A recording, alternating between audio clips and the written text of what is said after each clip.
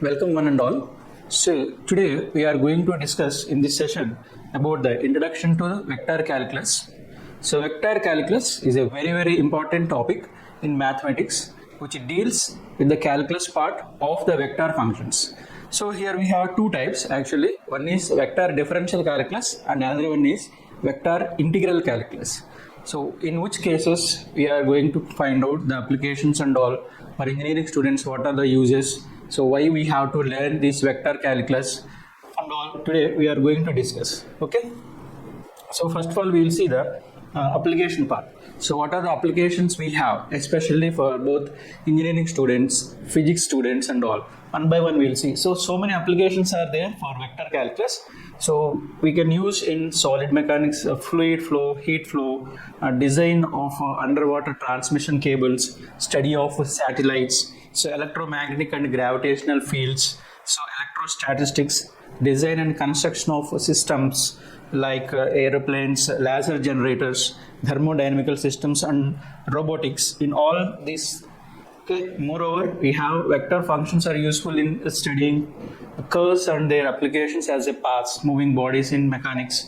So even for computer students also, mainly in computer graphics, so creating realistic 3D models and simulations, in that one we'll use. Not only that, in the finance also we can use analyzing market trends and optimization, investments, portfolios, like this in so many areas, wherever and whenever it is necessary to have the concept of direction and in that particular direction how the changes are happening. Whenever you need to have such type of situations, in all such type of situations, so these are only few applications here I have mentioned. So more than this we have so many other also. Nowadays in deep learning also we have gradient descent. Such type of concepts are also there which were taken from the vector calculus only. So in deep learning and machine learning, in so many areas we will come across the applications of these vector calculus. So as I said, the vector calculus we have two models, in the sense two types mainly. One is vector differential calculus and another one is vector integral calculus. So in the vector differential calculus, what are the main topics here we are going to learn. So in that one, here we have mainly three components. So one is gradient,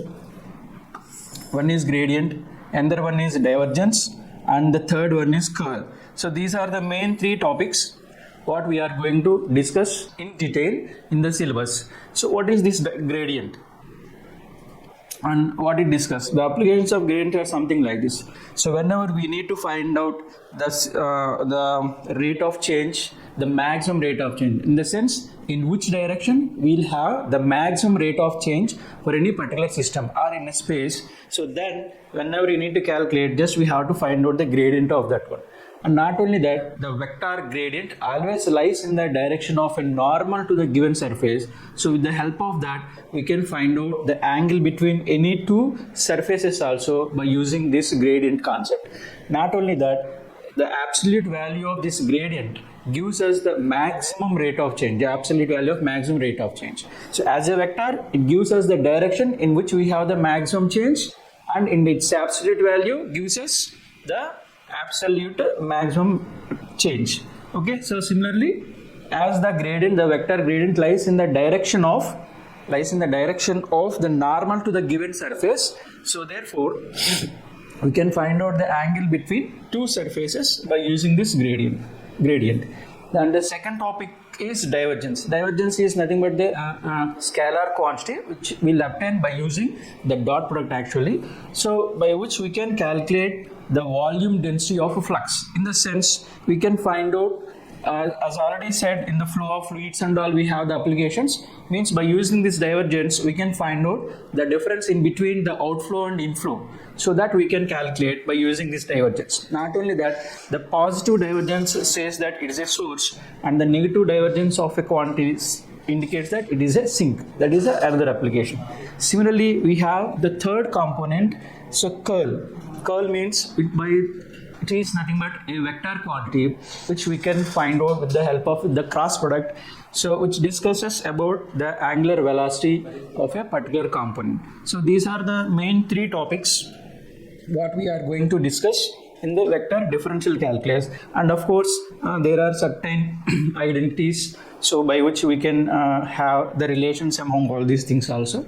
Okay, so these are the main topics. And coming to the vector integral calculus, so in this one we have mainly three components in the vector integral calculus. The vector integral calculus, we will see how to find out the integration of a vector function.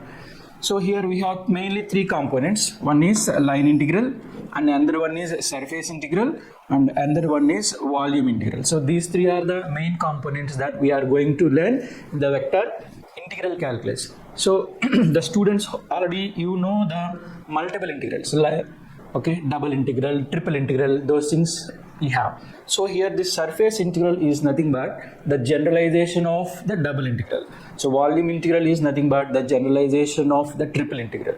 So here the line integral means this is the integral along any given curve in the space. So whenever we need to find out the integral of a function, integral of a function in the sense the curve, along a curve in the space, whenever we have to calculate, then we will take the help of this line integral. And for the line integral we have so many applications. One is we can find out the total work done by a force in moving, total work done by a force in moving a particle along the given path. Then the given path means along the curve. So that we can calculate by using this line integral. Not only that, we can find out the circulation also, circulation of a fluid also by using this line integral. So next, coming to this second one, surface integral. As I said, surface integral is nothing but the generalization of the double integral, and by using the surface integral we can calculate the surface area of any given surface, and we can calculate the flux also.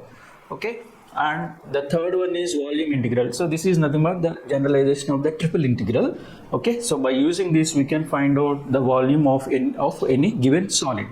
So apart from these three different types of integrals, here we have three main theorems which gives us the transformations among these three integrals. So first one is Green's theorem, another one is Stokes theorem, and the third one is divergence theorem. We can call this one as Gauss divergence theorem also.